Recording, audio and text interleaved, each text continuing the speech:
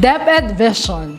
We dream of Filipinos who passionately love their country and whose values and competencies enable them to realize their full potential and contribute meaningfully to building the nation. As a learner-centered public institution, the Department of Education continuously improves itself to better serve its stakeholders. DepEd mission: to protect and promote the right of every Filipino to quality, equitable, culture-based, and complete basic education where students learn in a child-friendly, gender-sensitive, safe, and motivating environment. Teachers facilitate learning and constantly nurture every learner. Administrators and staff, as stewards of the institution, ensure an enabling and supportive environment for effective learning to happen. Family, community, and other stakeholders are actively engaged and share responsibility for developing lifelong learners. DepEd core values: maka-Diyos, makatao, makakalikasan, at makabansa.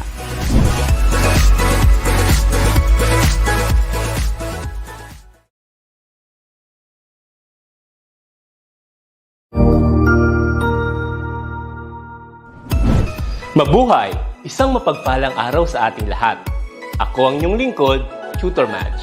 Welcome sa ating ETUlay, ang ating libreng online tutorial na hatid ng ating kagawaran ng edukasyon, ICTS EdTech. Ang programang ito ay inaasahang makatutulong at maging karagdagang kaalaman sa mga mag-aaral mula kinder hanggang senior high school, ALS, Alive, at SPED learners. Bukod sa pagsagot ng mga modules, ang ETUlay ay may mga special programs din na siguradong aabangan ninyo araw-araw.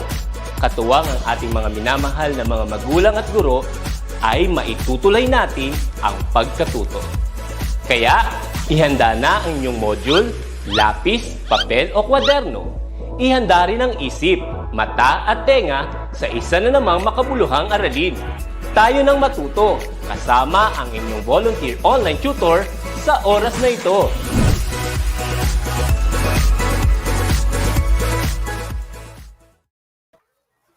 Hello! Yes, another Friday, another learning. So welcome to our contact center services session for this Friday afternoon.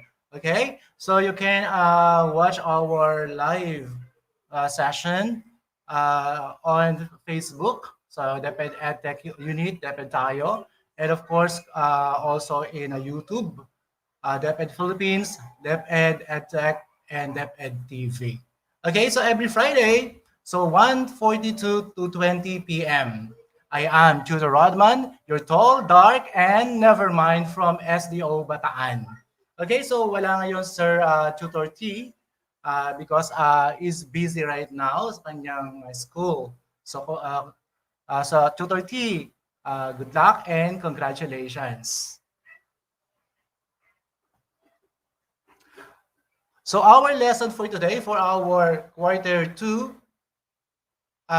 week 5, actually, no, communicate effectively in English. It's all about modifiers.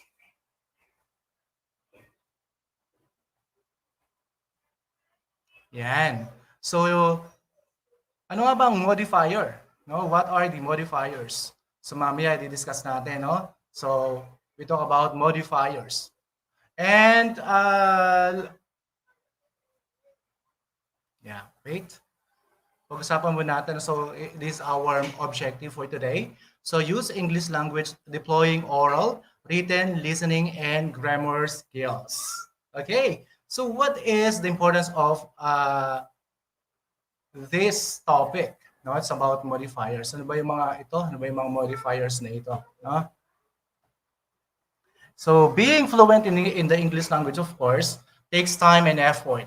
Alam naman natin yan, no? It's not easy but challenging rather than hard. Challenging siya, pero hindi naman ganun kahirap, right? So being fluent in the English language will surely bring you many benefits in life. So that is why it is very important to study, no, and to learn this subject matters. Okay? So last meeting, and so Sir Tutor T discussed about preposition. So what is preposition or what are prepositions? So preposition gives information about time, about position, about possession, right? About manner of action, reason, purpose, and cause, and a lot more. So the S, no? And aside from that, so these are the mistakes. Yan. Ito daw yung mga ano natin. So these are some the most important things to remember about preposition. So the common mistakes that were committed. The first one is non-use of preposition when a sentence needs one, right? Yan. And what else? Another one, use of prepositions when it is not necessary. Yeah, so this one is the opposite of number one. Kanina, we add preposition kahit na hindi naman kailangan. Ito naman, kailangan ng preposition but we we omit the preposition. What else? Yeah, so number three, use of the wrong preposition. Okay, so Sir Tutor T gave an example. I read your comment in Facebook. So we use preposition in instead of on preposition. What else? Yan. Moving on.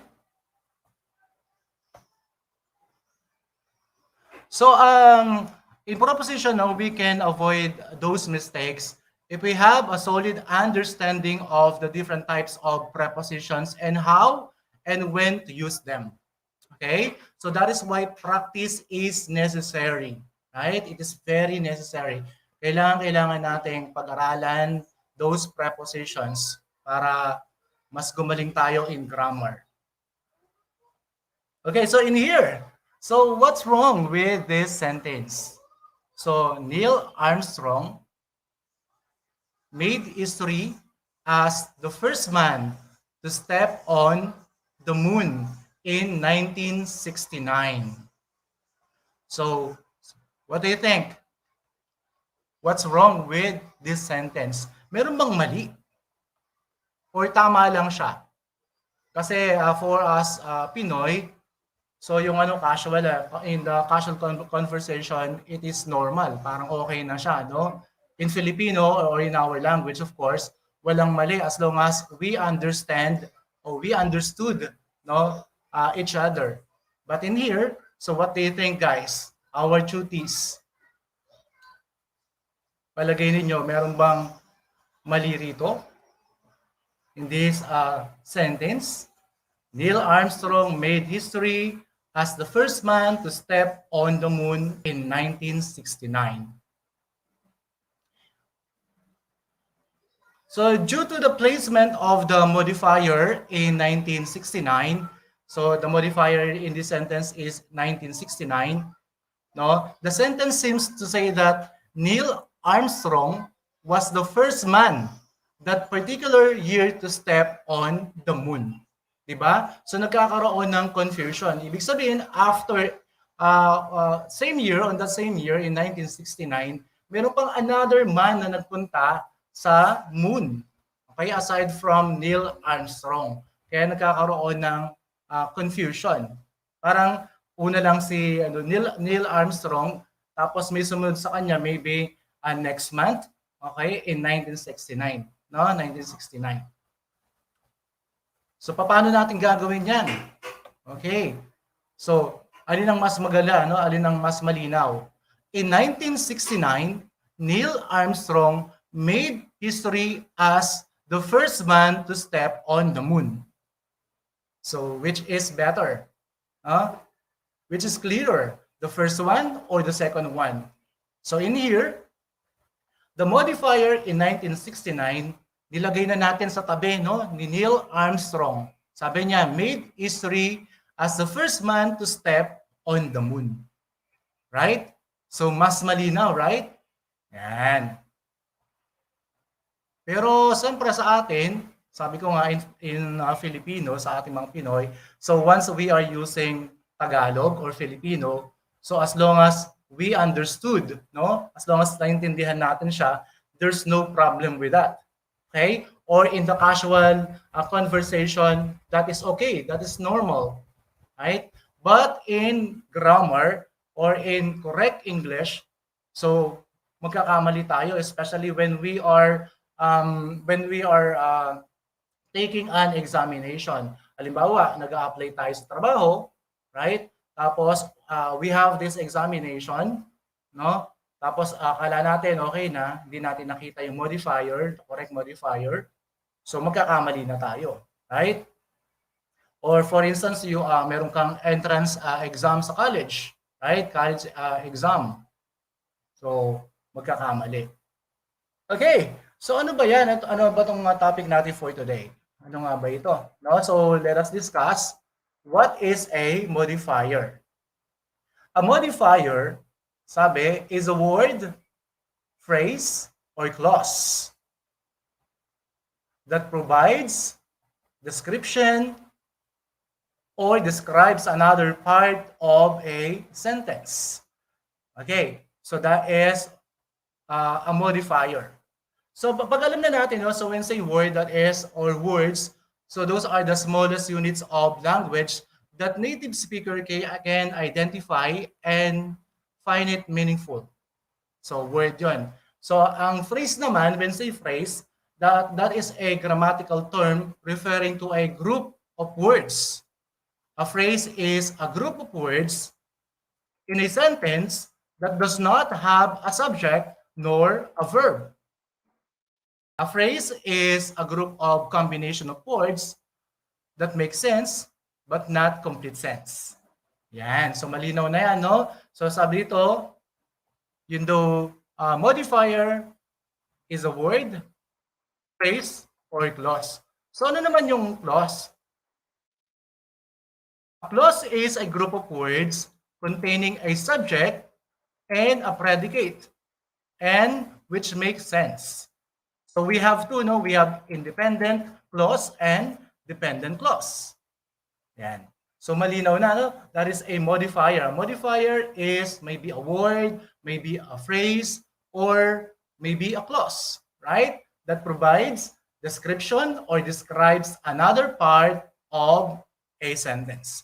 So, ano dapat nating tandaan about modifier, no? Para to avoid mistakes, para maiwasan nating magkamali. Okay? So, these are the things to remember about modifiers. The first one is, always place modifiers as close as possible to the words they modify. So, yun daw yung una. No? Kauna-unaan. So, when you place modifiers too far from the words that they modify, you change the meaning of the sentence. So, creating what is called a misplaced modifier. At ayan yung didiscuss natin no, mamaya about yung misplaced modifier and also the dungling modifier. Ayan. So that is the first thing, the first thing that we must remember about modifiers. Lagi daw siya, always place modifiers as close as possible to the words they modify. Katulad kanina nung example natin, no, the modifier, so yung phrase natin in 1969. Tapos ang layo-layo niya, no, nandun siya sa pinakahuli, and minomodify niya is Neil Armstrong. So nagkakaroon na ng confusion. So that is the first one.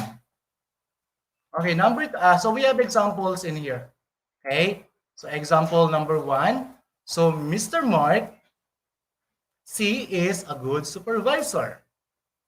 So here, siyempre the adjective good modifies the noun supervisor, right?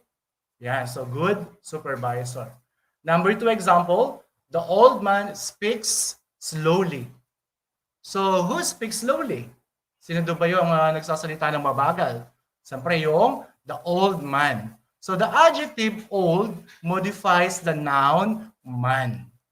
Yan, so malapit din, no? Sabi, yung adjective na good, malapit dun sa kanyang binomodify. And the is supervisor. Yung old man o yung old, the adjective old modifies the noun man. And number three, she is a great teacher. Who is the great teacher? Siyempre, she. The adjective, the great teacher, she, the adjective great modifies the noun teacher. Yeah, so that is rule number one. Okay? So rule number one, sabi na always place modifier as close as possible to the words they modify. Okay, number two. A modifier at the beginning of the sentence must modify the subject of the sentence. Yeah, a modifier daw at the beginning of the sentence must modify the subject of the sentence. Okay, so we have examples in here. Reading books help Lisa to boost her confidence. Yan. And number two, alin din malapit dito, no? Reading books.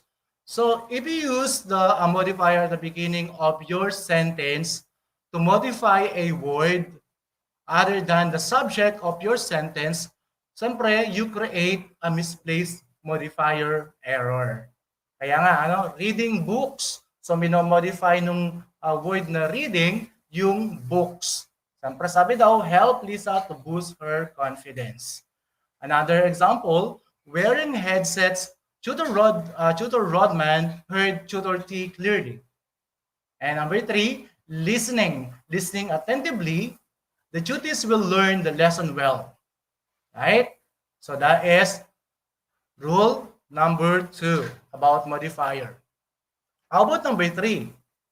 So in number three, yan, your modifier must modify a word or phrase that is included in your sentence. Kaya kanina sinabi natin, no, a modifier may be a word, a phrase, or a clause. Right? So we have examples.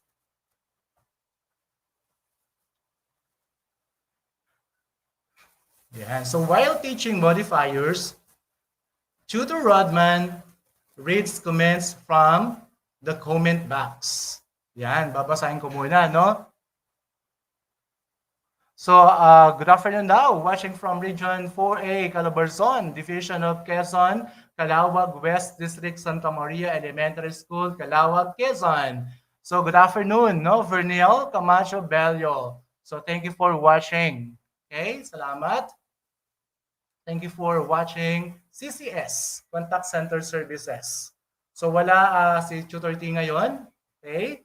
So, yung mga fans ni Tutor T, so, please support me. No? Manood tayo at makinig. Okay, next one. After the park, the man entirely waiting for his girlfriend. Yan. Then, number three, technology. It is one of the reasons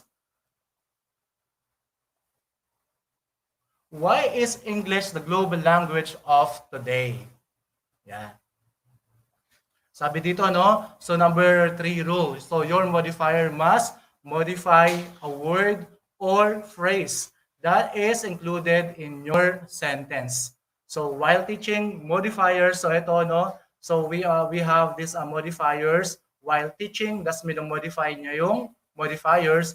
And then at the park, the man, technology, yan, one of the reasons. Yan. So those, no, so those are what we call the important things to remember about modifiers.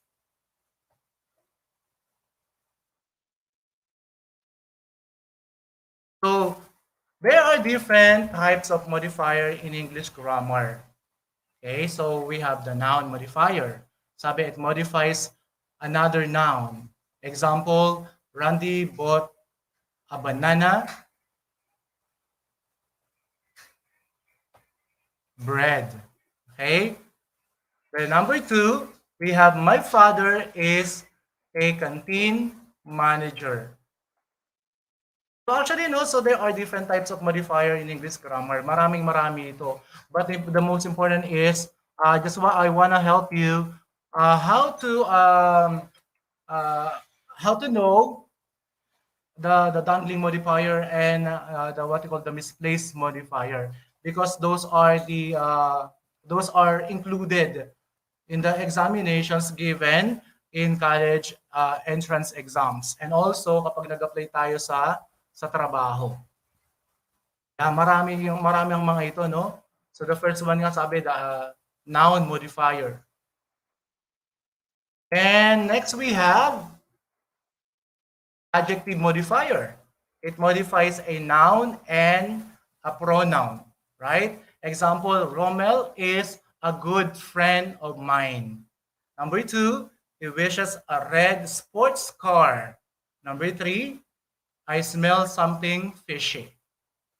Yeah, so those are examples of adjective modifier. So adjective good modifies the noun friend. Adjective another modifies the noun one. So fishy is post modifier modifies the pronoun something. Yeah. And the next one is we have the adverb modifier. It modifies adjective and verb and another adverb. The food was so delicious. Riemann often walks in the beach. Number 3, please work very carefully. Yan. So those are examples of the adverb. Okay, next. We have participle modifier. It modifies noun or pronoun. So these are examples. My mother bought a dancing shoes for my promenade. Number 2, the man was tired. Number 3, changing his shirt, Carl entered to the ETUlay Facebook page. Right? So the present participle dancing modifies the noun shoes. The man was tired. So here the past participle tired modifies the noun man. And number 3, the perfect participle phrase modify the next clause. Okay, next. So we have also determiner modifier. So generally, determiner consists of article. So the articles are a, an, and that. And also demonstrative pronoun. So this, that, this, and those. It modifies noun. Examples, I bought a mobile for my son. And number 2, the COVID-19 affects the world. And number 3, she knows that topic well. Yan. So articles, determiners are those little words that precede and modify nouns. Okay? So next we have also here, possessive modifier. So when say possessive modifier, so generally possessive consists of many words such as my, your, his, her, our, their, its, own, and a lot more. And it modifies noun. Example, my mother is a doctor. Number 2, nobody knows it's mine. Then number 3, his deeds spread around the globe. Yeah, so those are examples of possessive modifier. And next we have quantifier modifier. It modifies noun. Quantifiers are both countable and uncountable. So when say countable, yung nabibilang. Okay? Halimbawa, 7 trees. Yan, 7 trees. So 7 puno daw. So nabibilang siya. Uncountable, example, sugar, water, sa those. So those are examples of uncountable. Hindi sila nabibilang. So we have examples. Number 1, he bought 10 pencils. Yan. So 10 is a countable. Nabibilang daw. 10 pencils. Then, number 2, let's spend much time playing mobile games. Okay, next. Number 3, Tutor T has a lot of ideas. And number 4, Rod needs some money. Yan. So, a singular non-countable noun quantifier, allele. So those are singular non-countable noun quantifier. So allele amount of, a lot of, a lot, more, less, some enough, much, allele. So those are singular. Kung sinabi naman natin plural, countable noun quantifier, many, some, few, a great or good number of, a lot of, three, 10, more, less, several, adequate, enough. So, ayun lang, no? So, those are countable and non-countable. So, quantifier, modifier, it modifies noun. So, ito, no, yung number 10, it modifies pencil. Okay? Then, much, modify time. And a lot, ideas. Some, money. Okay, next, we have infinite modifier. So bakit ba natin dinidiscuss ito? No? Yeah, for you to be familiarized, okay, about these modifiers. But actually, the most, yung problema, talagang problema dito, the misplaced modifier and also the dungling modifier. Okay, so infinite modifier, ito daw yun, no? So, praise work as modifier to modify noun. Yan, ito ginamit ko yung ano, to dream the impossible dream, to fight the unbeatable foe, to bear with unbearable sorrow, to reach, ayan, taas, no? The unreachable star. So, when say infinite or infinitive modifier, so we are using two.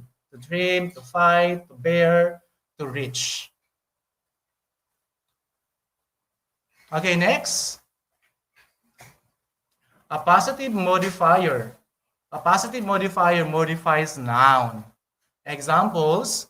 Number 1, her favorite hero, Dr. Jose Rizal, wrote Noli Me Tangere. Number 2, Mr. Manuel, JB's father, is a teacher. And number 3, my closest tutor, RJ, love music. So when say an appositive is a type of modifier, it can be a single word or a phrase. When say phrase, no, a group of words. An appositive is placed next to some other word or phrase and is a synonym or of possible replacement for that other word or phrase. Okay? It usually does not include the typical introductory words for other modifier such as which. Yeah, so in our example, no? Sabi, our favorite hero, Dr. Jose Rizal, wrote Noli Me Tangere. So yung hero natin, the favorite hero, so that is a positive. And sino tinutukoy niya, minomodify niya? That is Dr. Jose Rizal. Okay? And number 2, example, so we have noun. So Mr. Manuel, so that is yung noun natin, no? Then yung positive is JB's dad or father. JB's father. And in number 3, example, my closest tutor, RJ, love music. So yung noun natin, of course, in this example, yung friend. I mean, yung closest tutor. Okay? Closest tutor. And then yung positive, that is RJ. Ayan. So moving on. So let's go to Misplaced Modifier. Ano nga ba ito, no? So Misplaced Modifier. Sabi ko nga kanina, guys, our turis, I know you are listening. Sabi nga natin, no? So when say modifier daw, a modifier, when a modifier is ambiguously. Pag sinabi nating ambiguous, parang magulo, no? Para siyang magulo, hindi natin maintindihan. Okay? Sabi niya, or illogically. Pag sinabi nating illogically, parang hindi siya malinaw. Okay? Sabi kasi pag when say logic, correct thinking, right? So, misplaced modifiers, when a modifier is ambiguously or illogically modifying a word. So, we consider it a misplaced modifier. So, in our introduction, yung about kay Neil Armstrong, so that one is an example of misplaced modifier.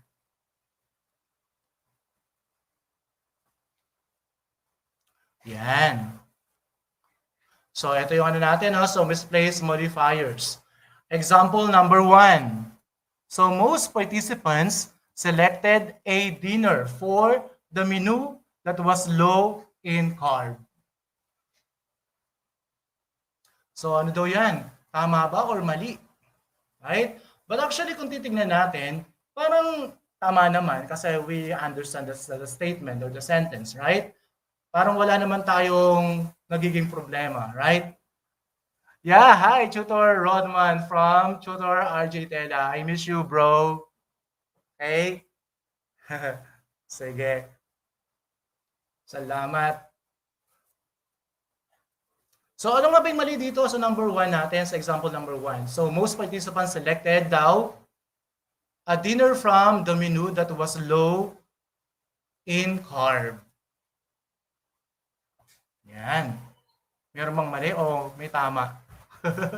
Or tama lang, or I mean, may tama ba o walang tama?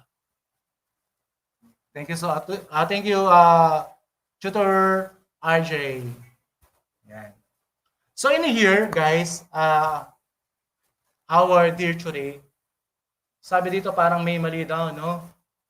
Ano gagawin natin para matama siya? So, most participants selected a dinner from the menu that was low in carb.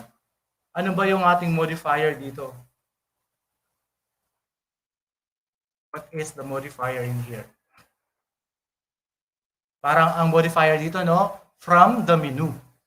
Okay? So, from the menu. Kasi, nagkakaroon, sabi, ambiguous daw, ano? Ambiguous. Ibig sabihin, nakakagulo. So, most participants selected a dinner from the menu that was low in carb. So, para makorek natin ito, kasi parang, sabi, most participants daw selected a dinner. Parang namili daw sila dun sa menu, no? Kung kakainin nila. Ang gagawin niya, ang solution, of course, move the modifier next to the whatever it's modifying.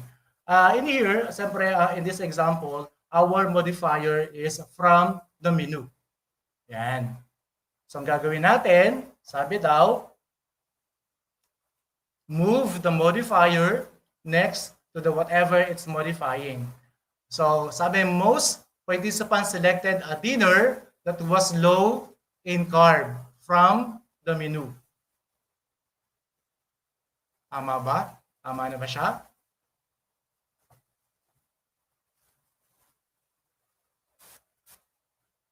Yan. So, most participants selected a dinner that was low in carb from the menu. So, in this example, so ang ating modifier in here is that was low in carb. Okay? Siyempre, saan nila kukuhanin yun? From the menu. Yung menu modifier niya, no? From the menu. Okay, next.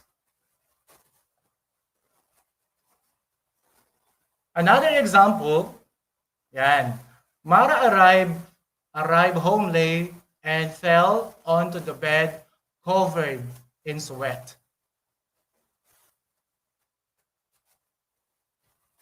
Yeah, tama na ba ito? Or may kailangan pang baguhin? So sabi, Mara arrived home late and fell onto the bed covered in sweat. So in this example, sino ba yung covered in sweat? The bed ba or Mara? Diba? So that is the question. Kailangan nating malaman. Ano ba yung covered in sweat? The bed ba or Mara? Yeah. Again, no, the solution in here, siyempre, so the modifier, so move the modifier next to the whatever it's modifying. Siyempre, ang minomodify dito, si Mara. Try nga natin. Ayan. So, mas okay ba ito? Covered in sweat, Mara arrived home late and fell onto the bed.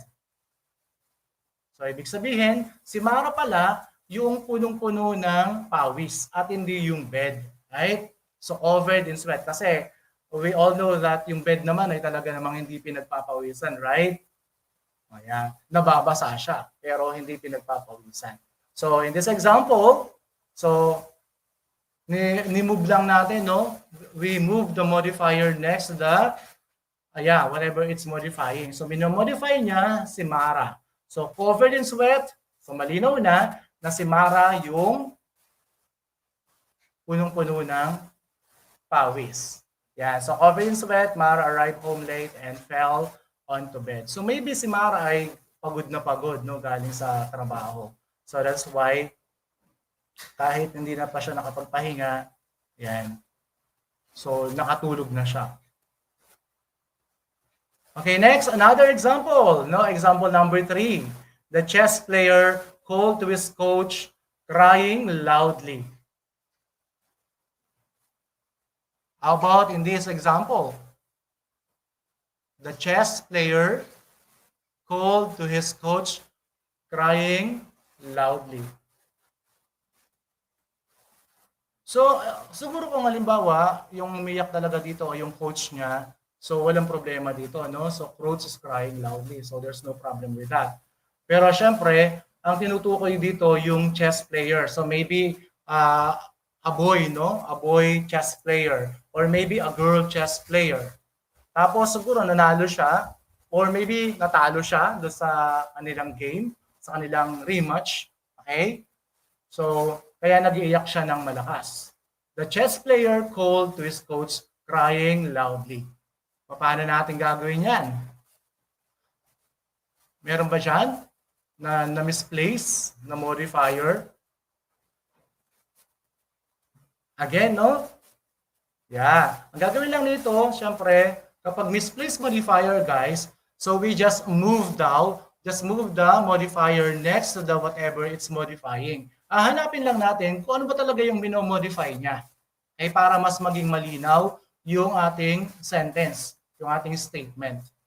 So in here, the chess player called to his coach crying loudly. So hindi naman siguro iyak dito yung coach niya, no? Hindi naman siguro yung coach niya yung umiyak dito. So syempre, so maybe a boy or maybe a girl nga, no? A chess player na maybe natalo siya or nanalo siya. Kung nanalo siya, of course, umiyak siya because of joy. Right? The players are crying loudly because of joy. Kung nanalo. Kung natalo naman, siguro, sa lungkot, something like that. Yeah. So let us check. Yan. So crying loudly, again, no? So we put comma. So crying loudly, the chess player called to his coach. Yan. So tama na yan. So maybe a boy daw, no? A boy chess player crying loudly. Yan. Crying loudly, the chess player called to his coach. Again, kapag misplaced modifier, we just move the modifier next to the whatever it's modifying. Kung ano man yung min-modify niya, ilapit lang natin doon. Okay? So example number 4. The management agreed during the Christmas party, they would announce the winners. Yan. So in example number 4, parang wala naman ding problema, no? Wala naman problema sa misplaced modifier sa example number 4. Pero, syempre, Sabi, the management agreed during the Christmas party, they would announce the winner. Ah. Alin ang mas maganda? Yan. So the management agreed. So pwede tayo maglagay ng that. Okay? Or pwedeng wala na rin yung that na yan. So they agreed they would announce the winners during the Christmas party. So mas malinaw, no? The management agreed that they would announce the winners during the Christmas party. Balikan natin yung ano, no? Itong isa. So sabi, the management agreed during the Christmas party, parang nagkaroon ng confusion. So they would announce the winners. Pero mas malinaw ito, the management agreed that they would announce the winners during the Christmas party. Mas malinaw siya, right? Kailan niya announce? During the Christmas party. Okay, so that is what we call misplaced modifiers, guys. Kailangan lang, i-move mo lang yung modifier kung saan o kung sino yung kanyang minomodify. Okay, next we have the Dungling Modifiers. Ito, medyo mas kakaiba sa Misplaced Modifier. Kung sa Misplaced Modifier, we just move the modifier. Ito naman, merong binabago talaga. Okay? So meron tayong binabago kapag sinabi nating Dungling Modifier. Yeah. So Dungling Modifier, so sabi when a modifier is not modifying a specific word, we call it a Dungling Modifier. Wala daw siyang specific na minomodify. So nalilito tayo, ano ba yung gusto niyang sabihin? What the statement or what is the sentence trying to say? Something like that. No, naguguluhan tayo. Kaya nga, anong dapat natin gawin dyan? Kapag sa Dungling Modifier, guys, so recognizing Dungling Modifier in a correct sentence, so sabi, the subject or the doer that is modified should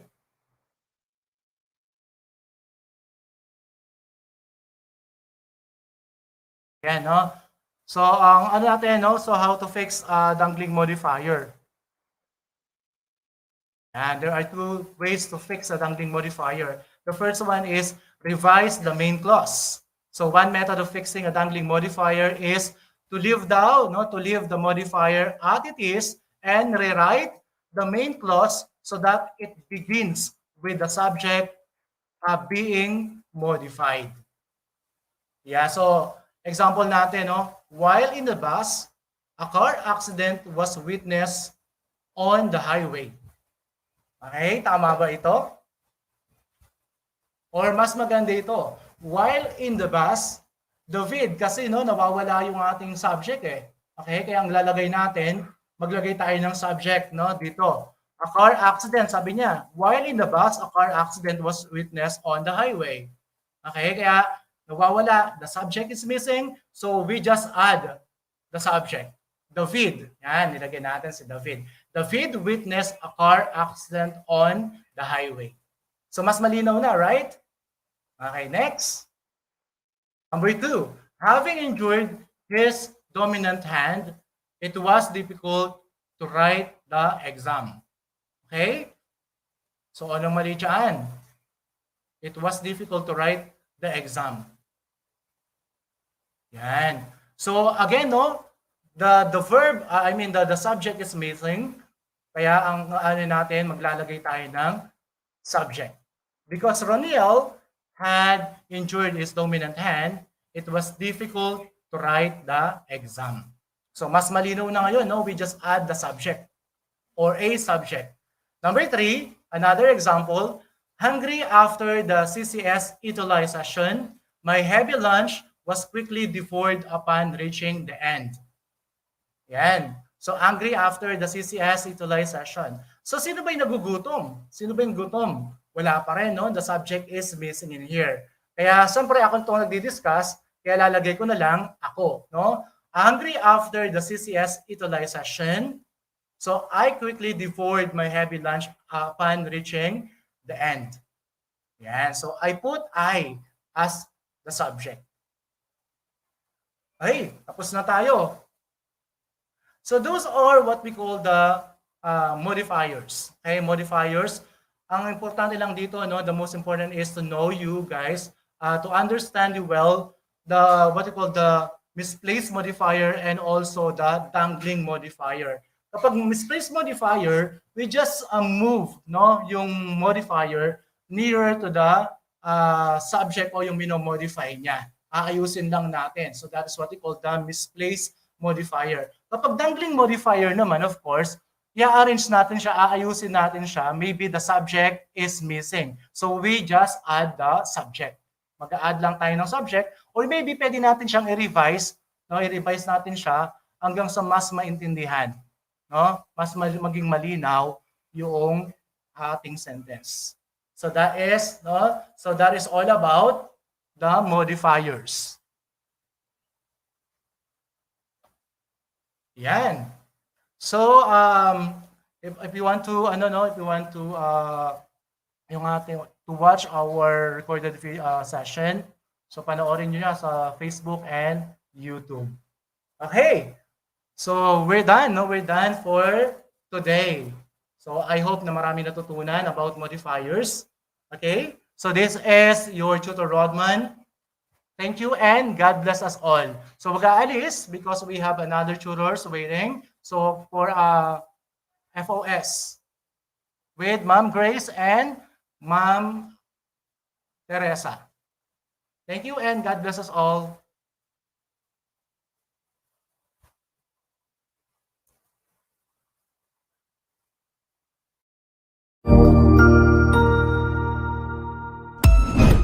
Ang husay naman!